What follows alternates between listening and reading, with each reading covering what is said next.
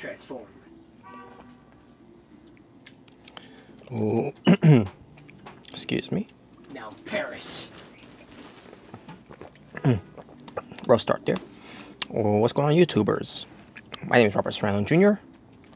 And welcome everyone to this WWE NXT TAKEOVER New Orleans review. The show from April 7th, 2018. Let's get to it. So the show obviously was in New Orleans with the attendance of 13,955 WWE NXT fans in attendance at the Smoothie King Center, the same venue that the Hall of Fame did from April 6, 2018. New Orleans, Louisiana, obviously. It was sponsored by Rocket League and 5 Hour Energy. It featured a brand of NXT wrestlers. The official theme song was from Cane Hill with 2 songs, It Follows and Lord of Flies. Promotions from the WWE itself. So before we get to the pay-per-view itself, not actually called pay-per-view, special event. We get Mauro Ranallo, Nigel McGuinness, and Percy Watson as your commentators of NXT. And I didn't watch the pre-show because I didn't care about the pre-show. The pre-show, they had no match. The pre-show was just a talking segment. So. Yeah, so I'm gonna take him as my main for now. The show opened up with a live band to start the show.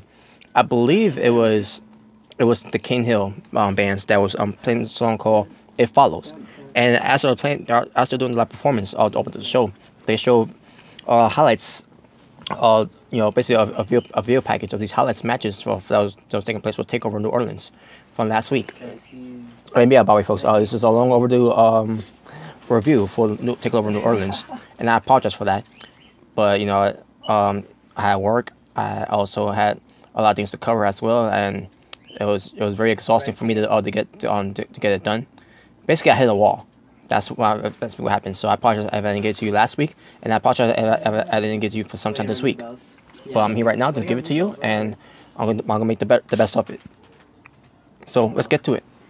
And that's a nice opening with the live band of Cane Hill, and nice video package about these list of matches that was on the card for TakeOver New Orleans. Now let's get to this.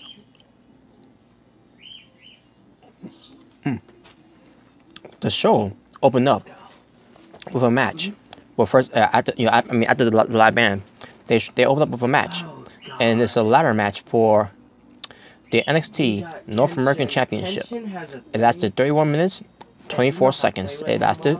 Your participants were the Velveteen Dream, Ricochet, Lars Sullivan, Killian Dane, EC3, and Adam Cole, baby. I'm sorry, but I won't be going easy on you. Just saying. Surprising this surprised me that this was an opener match. And I see myself, wow, this is going to be an opener match. Okay. I thought it was going to be saved for later on. I thought it was going to at least be like somewhere in the middle, or at least be the main event. But based on how the card was set up for this show, it was needed. Based on how the show played out. I got noob. TM. That was the guy. I know. I'll get to that later. With Gargano being Ciampa. He took my soul. So here we go. So what I'm gonna do right now is go run through to a couple of these wrestlers that we'll consider highlights of the match, and I'll get to the who won. Which obviously I'm pretty sure y'all know, like TM, who won the matches here for NXT TakeOver New Orleans. But again, I'm gonna get to all that and let you know how I feel about it. So here we go. Let's start with the Velveteen Dream. The Velveteen Dream did 3 elbow drops from the turnbuckle. 1 to Adam Cole, 1 to EC3. I believe it was EC3, if I'm not mistaken. 1 to Ricochet to the back, but 1 off of the ladder, by the way. Basically, he did 4 elbow drops, which, by the way, he calls it the Purple Rainmaker. And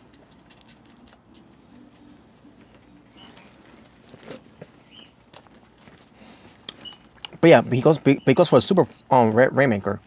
Purple Rainmaker off the ladder onto Lars Sullivan. Nice spot there by the Velveteen Dream. Another spot that the Velveteen Dream did in the match as well was the cartwheel Death Valley Driver to Ricochet off on top of the ladder, which was made as a bridge in the ring between that ladder and the turnbuckle. Nice spot. And that was basically Velveteen Dream's spot of the matches. Now we move on to Ricochet's spot of the match in this match. For example, Ricochet. As soon as it ended, I just used it because I knew it Ricochet does the springboard shooting star press onto Lars Sullivan and Killian Dane, and he overshot it, by the way. He overshot that move, but it was still good for what it was, and people could see what Ricochet is all about when it comes to him being an athletic wrestler. Ricochet also went for a 450 splash. Obviously not 450. My apologies. It's the shooting star press to EC3 on top of the EC3 on top of the ladder. You try to take it on Noob. Remember what else Ricochet did in the match too, but basically Ricochet was incredible in this match, folks.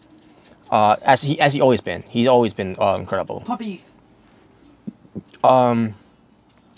Ricochet did get the Velveteen Dream a neckbreaker off of the ladder onto the ring. Like, wow, nasty spot there by Ricochet. And then Ricochet, well, I'll say that spot left for later. Lars Sullivan, he shows dominance. He and Killian Dane is scoring off at one point from the beginning, and then they start scoring off again later on in the middle of the match, and they end up scoring off again as they get back in the ring to slow the ladder to try to get to that belt. Nice, but Lars Sullivan brought a ladder and threw it to all 5 participants in the match, all at the same time in the ring. Lars Sullivan goes for the freak accident to EC3 on top of the Velveteen Dream while they went through a ladder that was made as a bridge between their apron and the broadcast table. And from there, EC3 and the Velveteen Dream look like they got killed by Lars Sullivan. And Lars Sullivan, and later on in the match, he ends up doing the freak accent to Killian Dane off of a ladder, was about what 2 to 3 steps down, Oh, no. and it was still pretty good. Killian Dane, as I already mentioned, Killian Dane went scoring off against Lars Sullivan about 3 times in this match. Killian Dane goes for a suicide dive to Lars Sullivan on the outside at one point. I don't like your pirate game. Oh yeah, I remember now. So Ricochet, he tried to get to the championship belt, right? And Lars Sullivan is tipping the ladder over. But Ricochet is holding onto the ladder and everything, and look like he's about to fall down with the ladder. But then Ricochet does a moonsault off of the ladder on top of Alan Cole and Killian Dane on the outside. Nice spot there by Ricochet. Incredible spot by Ricochet. Besides the shooting star, the springboard shooting star that he did, which he overshot that one, but it was still pretty good the way it was done. But Killian Dane, back to Killian Dane. Killian Dane at one point crushes EC3 with the ladder on top of him with the senton drop, and then try to go for the Vader bomb onto EC3 with the ladder on top of him again. Alan Cole gets involved, try to go on back up. Yeah, he actually did want to back up Killian Dane. Killian Dane still does the Vader bomb, crushing EC3 with the ladder on top of him. Alan Cole, because he was on top of Killian Dane, his ribcage must got hurt a little badly at the drop that Killian Dane did. And with Killian Dane, like what happened with Lars Sullivan, getting the Velveteen Dream, I mean EC3 with the freak accident move onto the Velveteen Dream on top of the ladder that was made as a bridge. Killian Dane did the exact same thing to Alan Cole with Ricochet on top of the ladder, that bridge ladder between their apron and the ring, from the same side basically, and he did a Michinoku driver to Alan Cole, like a modified type of one, onto Ricochet, do a ladder, and yeah, it broke in half, just like the ladder broke in half. Just like with the ladder where Sullivan broke in half. Killian Dane did the same thing. From, the same spot, but with the Michinoku driver instead. Now we get to EC3's spot of the match. His EC3 spot in the match basically. At one point he left the ring, in the beginning of the match, because that's EC3 being a heel. EC3 tried to get Lars Sullivan and Killian Dain to go at each other, but then they went to him instead. EC3 goes for. Watch out! EC3 teams up with Adam Cole against a couple of guys in the ring, like Lars Sullivan, Ricochet, and then EC3 does the he mocks Adam Cole doing the Adam Cole baby thing. He goes EC3 baby or something like that. I don't know.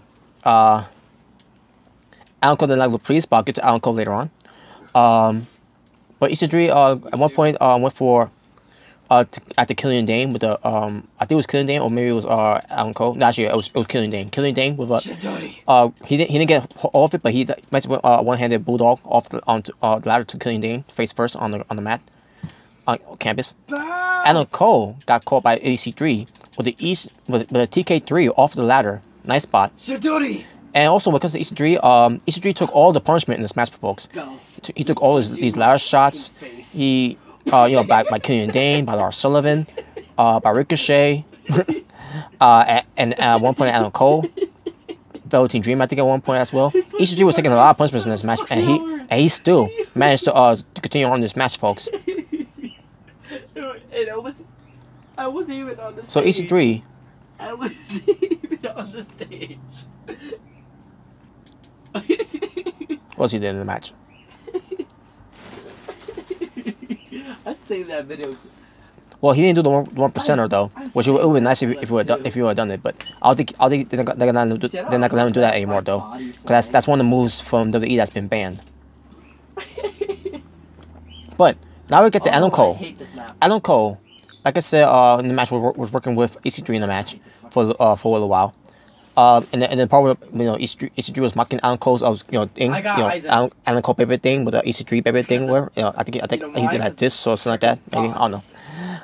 So Adam Cole goes after EC3, and then he goes for a super kick party to everyone: EC3, Killian Dain, Lars Sullivan, Velveteen Dream, and to a one springboard made by Ricochet, and got caught by Adam Cole's super kick, and then Adam Cole goes for Adam Cole baby. So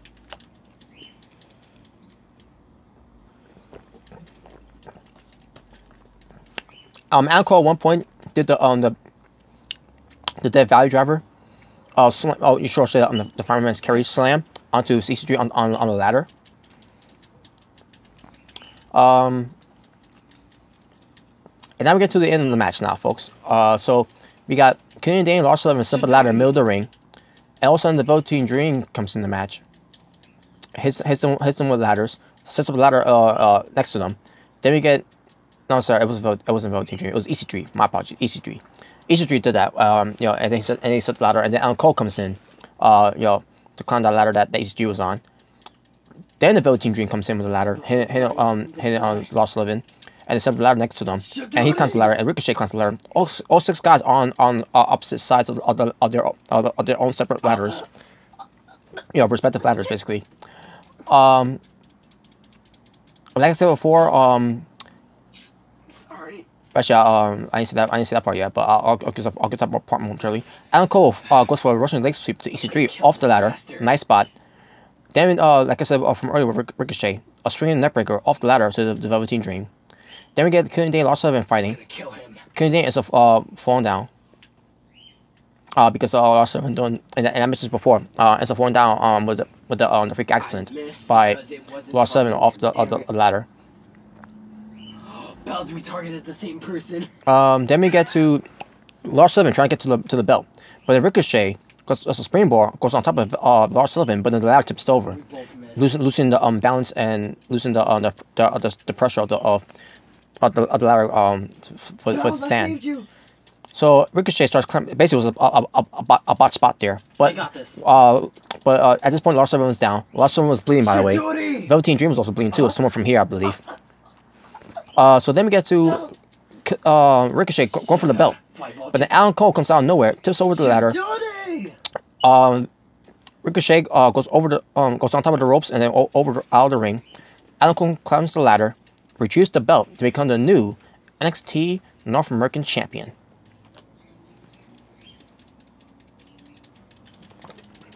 And this was a damn good match, folks. Phenomenal match. All 6 guys in this match were they brought their A game. All 6 of them brought their A game. There was no weakness of who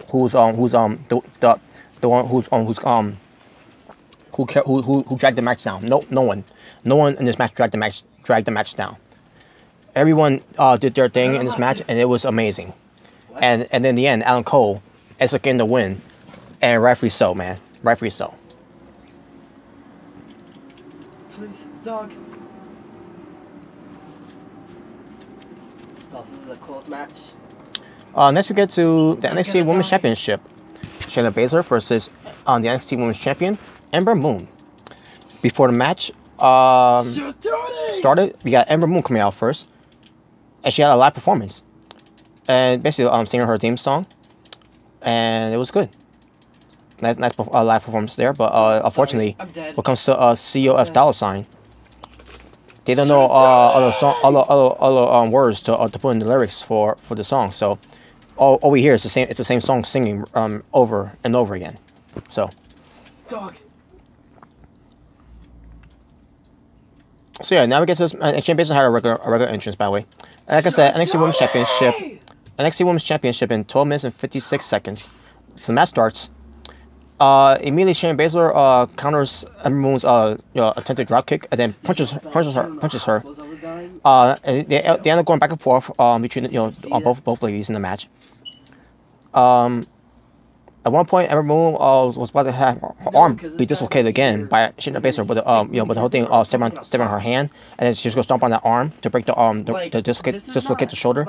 But Ember Moon countered it, and then Ember Moon gets the better of Shayna Baszler, and then she steps on Shayna Baszler's hands, and she ends up dislocating the shoulder of Shayna Baszler all of her socket, like what Shayna Baszler did to Ember Moon as takeover in Philadelphia, and what Shayna Baszler did also to Dakota Kai. Back in January. You lagged out the party too? So Ember Moon at this point was in charge of the match, and all of a sudden, Ember Moon gets cut off by Shayna Baszler somehow on the turnbuckle.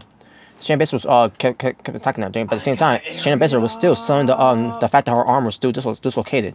This arm, by the way, the left arm.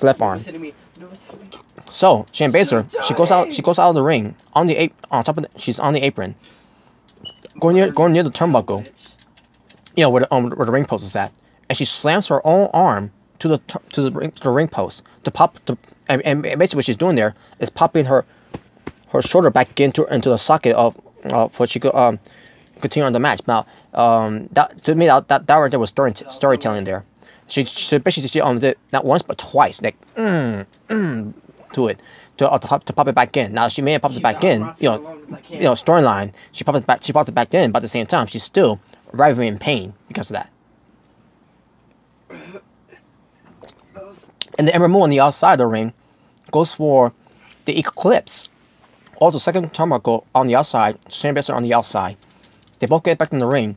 When 1 second to spare, it was they got into the count of 9. Shayna Baszler went for her Karafuda clutch. But Ember Moon gets out of it by going to the injured arm, hurt the shoulder of it, for to let go of the hole, and she did. Ember Moon, she goes for the Eclipse again, only to get catch in midair by Shayna Baszler with the Karafuda clutch, and Ember Moon is going to the arm again, and this time Shayna Baszler, instead of using her arm to lock it in, she grabs. With her right hand, she grabs her hair like this and holds onto her hair very tightly to put the pressure of her Karafuda lock onto Ember Moon. And Ember Moon is going to the arm, and it's not working because she's not using that arm to use the Karafuda clutch to make Ember Moon try to either make her try to submit or something like that, right? So Ember Moon is trying to fight out of it and everything. She can't do it. She's trying to damage the arm, but it's not working. She's trying to escape from it. She can't do it. So her best way to get out of it is to go to the ropes. She got to the ropes, but wasn't enough to touch the rope to keep her foot on the rope to break the hold. Shayna Baszler rolls her back in the middle of the ring. Still got the Karafuda clutch locked on with her hair as a hold on to that clutch. And Ember Moon still trying to fight out of it for a good minute, and then she finally passes out. So Shayna Baszler wins TKO type of way on to Ember Moon. Ember Moon never tapped out, but still loses the match. So Shayna Baszler winner and new NXT Women's Champion. And wow, that was a good match. And that match had to follow. This match had to follow the NXT Championship ladder match. I mean the NXT North American Championship ladder match. And it didn't follow up to being one the best match, but it was still pretty good. So congrats to both women, Shayna Baszler and Ember Moon. After the match, Shayna Baszler, I didn't get to mention this, but after the match, Shayna Baszler was at ringside in the front row, where you see Ronda Rousey and Jessamine Dukes there, to support Shayna Baszler of this match, and basically for support, and lucky so that the support was successful because Shayna Baszler wins. Their girl Shayna Baszler won.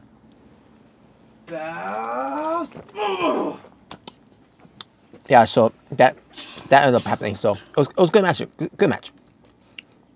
Next we get to the triple threat match for the NXT Championship and the Dusty Rhodes Tag Team Classic Trophy. That's at 11 minutes and 38 seconds. Excuse me. Yeah, overkill. Your NXT Tag Team Champions, the Undisputed Era, which is Adam Cole, baby, and Kyle O'Reilly versus AOP, Autos of Pain, being accompanied by Paul Ellering. It's Akam and Razor, and Pete Dunne and Roderick Strong. Because we never do ring passes. So, before the match, we see Adam Cole backstage with Kyle O'Reilly. He's being attended by, I believe, a trainer. I believe it was a trainer, or it was just those two by themselves, something like that. And Adam Cole's he's not going to be able to make it in the match and all that, right? He's like, you got to do it on your own, something like that, right? But sure enough, Adam Cole shows up anyways. So it made sense what happened with all that going on too. With Adam Cole being in the opening match, that ladder match that that his body was put on the line and all that, where it ended up being damaged, and then they had to wrestle again later on for the tag titles. And where at a point he said he's not gonna be able to undo it, but then he ends up doing it anyways. So it was a concerned look of Undisputed Era, looking like that they're done. They're not gonna be able to win this one. So we thought, but we'll get that part momentarily. I just realized my health. So before the match, actually, the match started with AOP attacking Undisputed Era, Pete Dunne and Roderick Strong. Excuse me. And immediately AOP went after Adam Cole and they took him out on the broadcast table. Basically WWE's way to for Adam Cole to rest. It's unblockable. It's unblockable. It's unblockable. It's unblockable. It's unblockable. So yeah, Adam Cole rested the entire time until the end of the match was over. And again, we'll get to what happened during that time. So AOP when the match was dominating the match the entire time, and because this is a triple threat tag team match, it was three guys got to be in the ring. So Kyle O'Reilly has to be the guy to be in the ring, while you have Roderick Strong in the match as well, and Pete Dunne was in his corner, and Akam and Razor, like I said, it doesn't matter which of those two were in the match, because they were in charge of the match. They were dominating the match. They were the ones that had the match on their favors until Pete Dunne and Roderick Strong ended up getting the better of them. And along with Kyle O'Reilly too. I've had double team like both of them though. Come on. So yeah, that's what happened. So Kyle O'Reilly was doing his best to fight them off. At the beginning of the battle. One point he got a German suplex by one of them. I think it was Razor. Kyle O'Reilly was getting back up, no selling it. He's getting all hulked up and everything, and then he falls out of the ring, selling the fact that I can do this, and then I can't do it. I thought that was funny. Roger Strong was doing a lot of strong style moves, in this match against AOP, and you had to, because these two guys are big guys, and you gotta you gotta do some stiff shots at them, I am especially to Razor too, by the way. Hollow Pete Dunne even did it too as well. And at one point, Pete Dunne and Kyle O'Reilly were throwing faces at each other, and like you get the crowds popping up for like, yeah, they were going rowdy with that one. Bells, I got a question. Did you pick the dog support too, or you picked Madara? Roger Strong takes out one AOP. Pete Dunne goes for his bitter end onto Kyle O'Reilly, going for the cover, goes for the pin, basically. Referee goes, it's giving the count to 3. Roger Strong gets in the ring, thinking Roger Strong's gonna wait till the match is over for when him and Pete Dunne wins, and Pete Dunne going for that bitter end on Kyle O'Reilly. No, Roger Strong stops the count by attacking Pete Dunne, gives him the end of heartache. Crowds at this point were in shock. They cannot believe what they just saw. That they really it didn't sink into them until they saw Roger Strong attacking his own partner. Yo, come on. And then puts Kyle O'Reilly on top of Pete Dunne, and referee counts to 3, and your winners still the NXT Tag Team Champions and the winner of the Dusty Rhodes Tag Team Classic Trophy, which by the way, Undisputed Era was not even in the tournament to win it, but they won it anyways. Yo, I'm about to kick these people. So yeah, and Adam Cole gets back in the ring, and he's like, what just happened and everything? And Kyle O'Reilly was like, what happened? What happened? And then all of a sudden, you see Roger Strong, standing above them. Roger Strong goes after Adam Cole to take his armband off, puts the armband on, and now finally, after months of rejecting to be part of Undisputed Era, now Adam Cole decides. I mean, not Adam Cole. Now Roger Strong decides to join Undisputed Era, and the crowds went nuts with this too, by the way, because they like now the faction of Undisputed Era has become more stronger than ever, with the side of Roger Strong along with them. Fucking double teamers, yo. And just the reason why this happened too, by the way, folks. Roger Strong had to be a part of this faction because of an unfortunate injury that Bobby Fish has suffered from his knee, which he had to get surgery for, and he's gonna be out for 5 months. So that's why they need someone to fill in while Adam Cole gets to be a singles wrestler as the new North American champion of NXT. But it worked out. It worked out the way it did, folks. And some people didn't like it. I know some people that didn't like it because they want Roger Strong to be getting that a singles push when it comes to not being a part of a faction or a tag team. And I get it. I kind of get it too. I kind of feel the same way too. But at the same time, we've been waiting for a Ring of Honor faction to happen on NXT, and basically with all these former Ring of Honor wrestlers like Adam Cole, Kyle O'Reilly, Bobby Fish, Roger Strong, and if they play the crossfire too, they could also add in Donovan Dijak. He's going with a new name, but I don't know what it is. But he's still keeping the last name Dijak though. But Donovan Dijak has yet to debut, and not to mention you still got War Machine, which I'll get to more about that when I get onto this Wednesday. I'm gonna do 2 reviews about NXT. One from the happening at the Takeover, and the one for that I'll watch later on, and then I'll do the review of that too. The new one for this week. But yeah, folks, this was shocking, man. Roger Strong, no one saw this coming. You cannot tell me by sitting there watching the show that you said that you saw this coming. No one saw this coming. Because because I guarantee you they had better plans for Roger Strong for a singles wrestler, a singles push. And this obviously came out of left field. This was a shocking swerve that no one ever expected to ever happen. Stop what your inch saw. So, in a way, it worked out very well. And excuse me. And if this was Triple H's idea, I'm gonna say right now, if this was Triple H's idea to do this on Roger Strong, turn him heel to be part of the Spirit Era, the way that was done, props to Triple H for that. If that was his idea, good. That was good. I did not see that coming.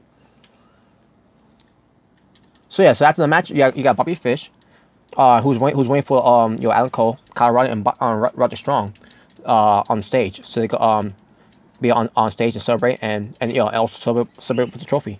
And it was good, folks. Again, folks, so good. I still can't believe it happened. Roderick Strong is a part of Undisputed Era. Incredible. Oh, here's an idea. Now I understand why I understand the whole thing.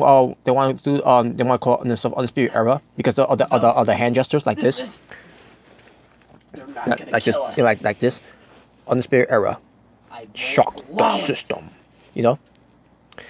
But I thought to myself, wait a minute, since they're from Ring of Honor, I mean, if you want to keep them by the name of being Undisputed, that's fine. I think Undisputed Honor, or something like that. Or I don't know. I'm just throwing some ideas out there. I don't know, but I think Undisputed Honor would have been better. But I don't know, maybe. Who knows? I don't know. Anyways, but yeah, still worked out the way it was done. All right, now let's get to the NXT Championship. That's at 18 minutes and 30 seconds. You have Aleister Black versus Andrade Cien Almas, the NXT champion, being accompanied by Selena Vega. So Andrade Cien Almas does his entrance where he's wearing his luchador mask again as La Sombra, and then he shows himself as Andrade Cien Almas. Fish again. And Selena Vega looked fantastic, by the way, folks. Fantastic. So, from the jump on the match, basically Aleister Black goes right after, Andrade Cien Almas. Aleister Black goes for the springboard moonsault, which he botched it, and it could have been a disaster the way he landed too, but it's still either way he. It didn't take away the match though, but the match continues on. We get the referee getting distracted. You get the referee getting distracted in the match. Selena Vega comes out of nowhere, go for a Hurricane Rana to Aleister Black to basically off the ring apron. Selena Vega off the ring apron with the Hurricane Rana to Aleister Black on the outside to send him to the ring steps. And referee did not see this coming. Referee had no idea what was going to happen.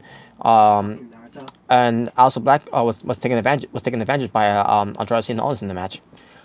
We get multiple near falls between the two. Okay. Aleister Black goes for his Black Mass kick, but first, actually that didn't happen yet until something else happened in this match. So Aleister Black don't worry, Bells. And Andrade Cien Almas are going on training shots in the match.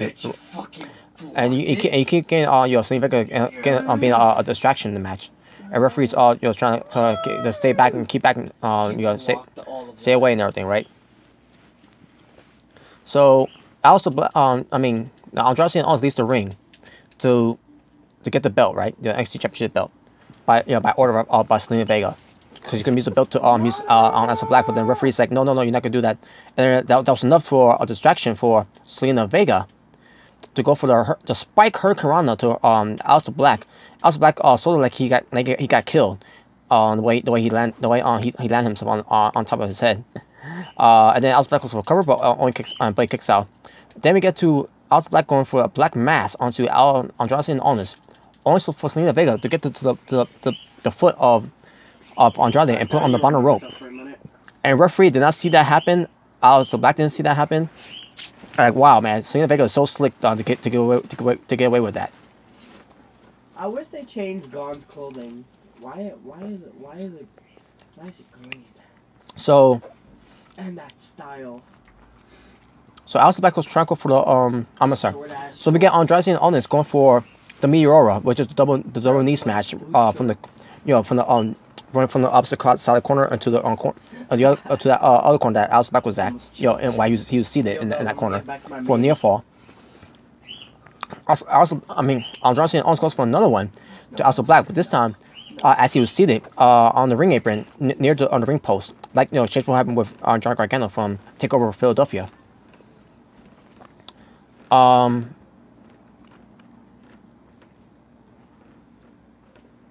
Then he goes for his the draping hangman hammerlock DDT, which is called the La Sombra, but Aleister Black counter it.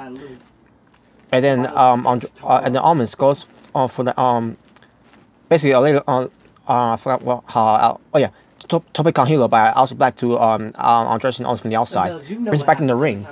All of a sudden Aleister Black is in the ring, and Andres and Owens out of nowhere with the La Sombra, the hammerlock DDT for a near fall. I also need to point out one thing too, by the way, folks. At one point, Aleister Black did try to go for the Black Mass, but Andrade and Owens countered with a drop kick. That was nice spot the way he did that too. But yeah, back to this now. So after kicking out the La Sombra, Selena Vega gets on the top rope, and referee sees her there. She dives off the top rope. Aleister Black ducks from it. Andrade and Owens catches her, and all of a sudden, Aleister Black does the Black Mass. And there was no way for Andrade also to protect himself because he got Selena Vega in his arms.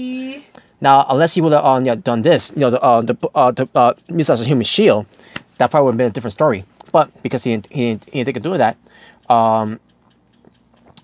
he has eating the Black Mass from his face by Aleister Black, and Aleister Black goes for the 3 count. I mean, for the pin for the 3 count and the win. So your winner and new NXT champion. Aleister Black. And Selena Vega looks in shock, and she can't believe that happened, and she felt like it was her fault that her man lost the title. And yeah, Aleister Black wins. Now, Aleister Black, I'm glad that Aleister Black won the title. I knew because he was my pick to win, by the way. But I still would not have been upset if Andrade and Owens would have retained. But that being said, Aleister Black. The one thing I had a problem with him after winning the belt was him celebrating. Because Aleister Black's character is supposed to be the modern day Undertaker, where Aleister Black is supposed to be mysterious. He's supposed to be a guy who doesn't talk much, and for some reason he decided to celebrate like he wanted to go medal. Like he had a smile on his face. He was like, yeah, I'm a champion. He started raising up a little bit, like all that. Like, no, that's how you're supposed to sell it. No, you're not supposed to sell you're happy. You're supposed to sell that, yeah, I won a belt. And like how Undertaker always does it. You know how Undertaker always won the championship belt, as the dead man, and he shows no sign of him being happy and everything. He just shows a sign that I'm the man. You have to beat me for now. I'm the champion now, and just just having that just a whatever look on your face, basically. And you know how Undertaker always celebrates by kneeling down and doing this and that. Yeah, which is fine. When Undertaker does that, because he's doing his T-bowing. But Aleister Black, now if Aleister Black wanted to celebrate or like he is in tears or whatever, like that's fine and everything. But don't celebrate like you're like yay hooray hippie hooray all that. That was my problem with Aleister Black winning the belt. To me, that did not fit Aleister Black's character. You were paralyzed. I don't know what else to do. Now I feel like he's going out that character link like Emma Moon did with her character when she first came in. But yeah, besides that, Aleister Black, congrats, man. He's a new NXT champion. We'll see what he does as NXT champion. Now we get to the final main event to end the show. Bye, Bells. I'm sorry. Johnny Gargano versus Tommaso Ciampa. The unsanctioned match. If Johnny Gargano loses, he's gone from NXT, banned for life. But if he wins, then he's back to NXT, reinstated to once again wrestle for NXT. 37 minutes and 6 seconds this match lasted, this unsanctioned match. And folks, this match was old school meeting new school type of a professional wrestling style that Gargano and Ciampa did. With Ciampa being a heel, and with Gargano being a face. It worked out perfectly, folks, because of the feuds they had. Before they started a feud, they were attacking known as DIY. Do it yourself. And then led to them being bitter enemies at the end of the day because Ciampa was the reason why they're no longer friends. And with Ciampa ending the career of Gargano during that match between CN and Gargano from the regular NXT show for the title, where if Gargano lost, he's gone for NXT for good, and it was Ciampa who was responsible for that, for costing Gargano that match. And now this lead to this all led to a takeover New Orleans during WrestleMania weekend. So in this match, you start with Gargano. I mean not Gargano. Tommaso Ciampa coming out with no music. He had a nice coat on him. Crowds were booing Ciampa because it's still real to them, damn it. And he got that heel heat where they're chanting "fuck you, Ciampa," and they start chanting for Johnny Wrestling. They are booing him and all that, and they're basically giving him all this heel shit reaction that's something that a lot of wrestlers are lacking when it comes to being a heel. And I guess you could say actually I'll get to that part with I'll get to it whenever I can. But I'll remind you about that when we get to this. But then we get Johnny Gargano coming out, and he gets a nice reaction. His music plays. Obviously, a big reaction for Gargano. So the match begins with those two staring at each other. Then also they start going hockey fight. They start going at it back and forth. They start Gargano at one point. Gargano and Ciampa start fighting into the crowd, and then end up being back on at ringside. Ciampa exposes the mat. He exposed that mat from the floor for the concrete to show, because he's going to try to end Ciampa. Ciampa's going to try to end Gargano on the concrete floor there. Then all of a sudden they it'll work until later on. For one number, I'll get to that part. Gargano launches Ciampa into the broadcast table. Yeah, where Mauro Ranallo, Percy Watson, and Nigel McGuinness were at. And then Ciampa goes for a superplex to Gargano off the broadcast table onto the floor, not concrete floor, just the mat, because again it was not on the same side that Ciampa exposed that floor, the concrete floor from that taking that mat off. They start wrestling outside. They start wrestling in the ring for a little bit. They start bringing weapons at this point. Ciampa was stomping on the back of the head of Gargano from the apron and all that. Kept stomping on him and everything. And then all of a sudden, Ciampa, with a sadistic look on his face, applaud himself like this, and then he started doing this. And he started doing this. And he's got that crazy look on in his eyes, which Mauro Ranallo said they don't call him the Sicilian psychopath for nothing. And that's some heel shit there for Ciampa, man.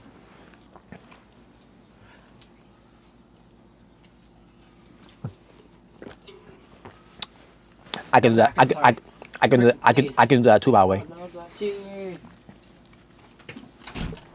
Because I too can be a psychopath too. I'm calling my luck back, fellas. Gotta give me a minute.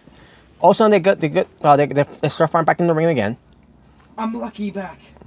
The music, and then we get to the point where the concrete floor was mused.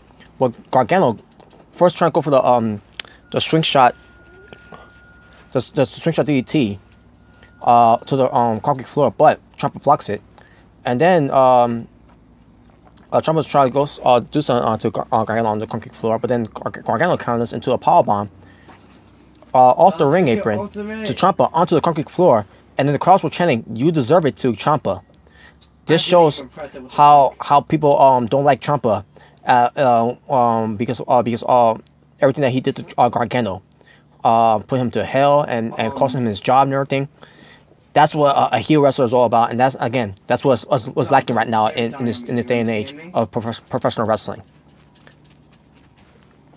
Gargano struck Ciampa with a crutch. Oh yeah, I didn't mention that, by the way.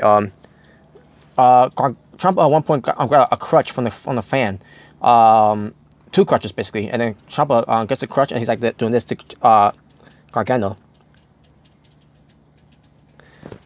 So he goes at him with the crutch and he tried to hit Gargano with the crutches. With the crutch, but it was no avail because Gargano kept ducking it from it. So Gargano at one point got to the crutch. They both ended up doing a tug of war with it first, basically. And Gargano gets the better of that tug of war win. Hits Ciampa with the crutch about 3 times, including one to the back of the head. And he goes for the slingshot DDT onto Ciampa for a near fall. Gargano applies on the Gargano escape. But Ciampa gets out of it by breaking the eyes of Gargano.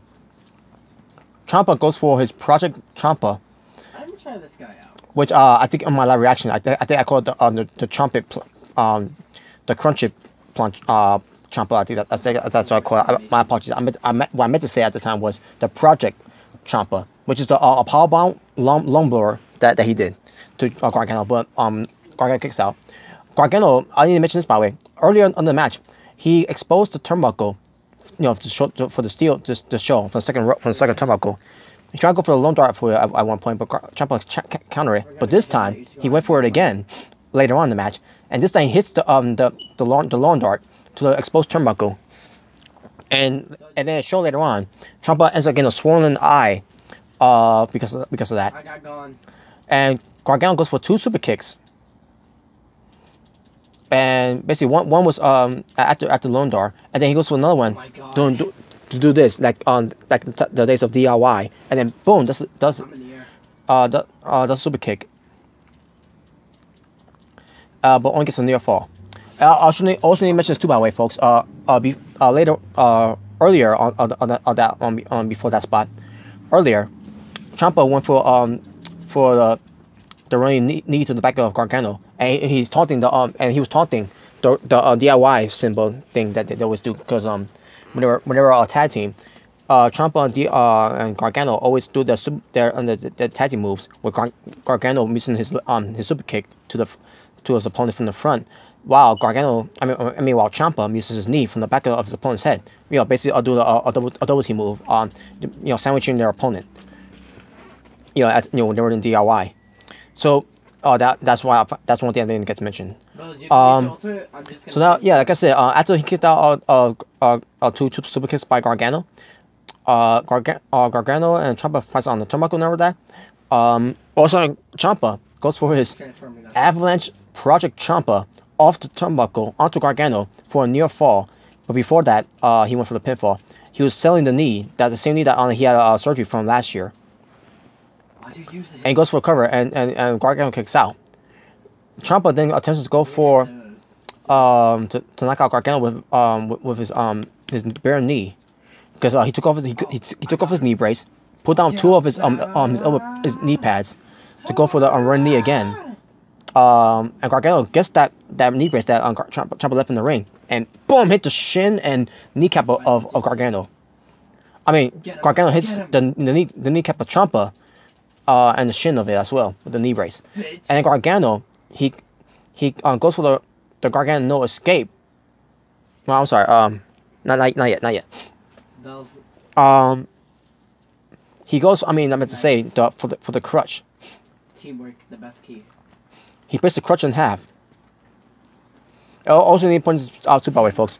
Ciampa did end up using the crutch on Ciampa too, by the way. Earlier, on the night as well. To the back of Gargano, and one piece of the crutch broke off because of that. Really? So Gargano, now we get to the end of the match. The end of the match. Gargano gets that crutch, breaks it in half. He's going to use that broken crutch to hit Ciampa with it, but he hesitates. Right? And Ciampa's like, he's flinching a little bit, like, and then Gargano was like, he really wants to do it, but he feel like he, but somewhere in his heart tells him no, don't do it, and then Trump was like he's like doing this, like he's begging for mercy or something. Like, please don't do it, or like you're my brother, you're my friend, and everything, all that stuff, right? So Gargano, can you rectify? You look different. Thank you, appreciate that. But yeah, Gargano puts down the crutch, and basically this was telling a story here, folks. Like from the Cruiserweight Classics from 2016, that Gargano and Ciampa had a match in that tournament. It's basically the same structure of that match, except this match was all about unsanctioned and about beating the hell out of each other in this match because they hate each other. Cruiserweight Classic, it was all about friendly competition and don't want to hurt your friend or your partner or whatever, right? So Gargano feel like he didn't want to hurt on Ciampa anymore, and Ciampa I guess he felt the same way too at this point too. Gargano sits next to him, and then Ciampa, like an asshole, grabs his knee brace, trying to hit Gargano with it, but Gargano ducks from it. He goes for the Gargano escape. Ciampa's trying to get out of it. All of a sudden, Gargano transmitted into the STF and uses the knee brace that Ciampa had to cross the face of Ciampa, and Ciampa, in a matter of 5 to 6 seconds, taps out. And your winner, and he's now been reinstated back to NXT, Johnny Gargano. And after the match, Johnny Gargano was celebrated in the ring with his wife, Candice LeRae. And we got 2 referees or 3 referees helping out Ciampa out of the ring, while the other referee was the official referee in the match was there. And by the way, the same referee that was refereeing this match was the referee that was in the match between CN versus Johnny, where Ciampa was responsible for Johnny losing that match to be fired from NXT. Oh my God! Does you say so it was a nice way to do that too. King Rectify, dude, this was the greatest takeover. Yeah. Yes, it was, man. I couldn't believe it. This blew away WrestleMania 34. It was unbelievable. Incredible show, folks. And main event match was incredible. From start to finish, it was all good. The opening match was incredible. The closing match, phenomenal. Wow. And that was it. So Gargano's back, and and folks, this is not over yet. This ain't over between Gargano and Ciampa. It's going to continue on for the rest of 2018, folks. And I cannot wait to see what else they're going to do with Gargano and Ciampa. It ain't over until one of them say it's over. Johnny Gargano may have won the battle, but the war is far from over. So, now let's get back to the matches. So I'll give you the star ratings, and I'll give them my overall scoring how I felt about the show. So Alan Cole defeats EC3, Killian Dane, lost 11, Ricochet, and the Velveteen Dream in a ladder match to become the new NXT North American Champion in 31 minutes and 24 seconds. 5 stars, of course. Shayna Baszler defeats Ember Moon to become the new NXT Women's Champion in 12 minutes and 56 seconds. 3 stars. The Undisputed Era, Alan Cole and Kyle O'Reilly defeats AOP, Akam and Razor, and Pete Dunne and Roderick Strong in the Triple Threat Tag Team match for the NXT Championship, and basically retain it, and to win the Dusty Rhodes Tag Team Classic Trophy with the assist of the heel turn of Roderick Strong in 11 minutes and 38 seconds. 3.5 out of 5 stars. Aleister Black defeats Andrade Cien Almas for the NXT to become the new NXT Champion in 18 minutes and 30 seconds. 4 stars. And finally, Johnny Gargano defeats Tommaso Ciampa by submission in an unsanctioned match where he has been reinstated to come out to NXT, and he won. And the match ended in 37 minutes and 6 seconds. 5 stars. This match gets a 2. So my overall score rating for NXT TakeOver New Orleans, because of how great the matches were and just how great the show was, 10 out of 10. And Commercial Fire, you said WrestleMania started off good, but felt flat near the last 3 matches. I'll get to that after this one. So that being said, I'm done. Thank you all for watching. Now I'm about to get to my WrestleMania review after this one, folks. And there you go. That being said, thank you all for watching. If this is your first time watching me, my name is Robert Serrano Jr., Natural Born Driller. Please subscribe. If you like this video, give it a like. If you dislike it, give it a dislike. Choice is yours, and yours alone. And that being said, join me after this one, folks, because after this one, your WWE WrestleMania 34 review, and you'll know how I feel about this show once I go through it. So that being said, thank you all for watching. I'll see you all later on, in a couple of minutes. But for now, peace on the streets. Thank you for watching.